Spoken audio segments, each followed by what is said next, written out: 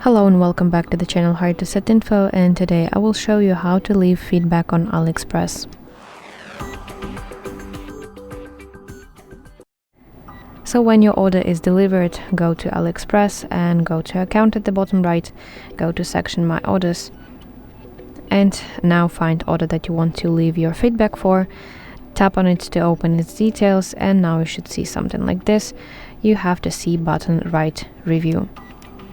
So press it and you will get a form that you have to fill in. So here you can give your star rating starting from 1, ending with 5 points, 5 stars, and you can write your basically review about the product, quality, shipping, or seller service.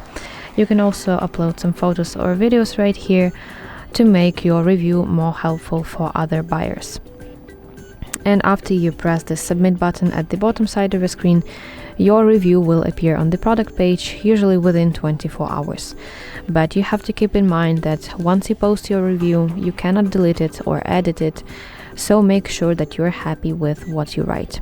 So that's basically it. Thank you for watching, and if you find this video helpful, please like it and subscribe to our channel for more content like this.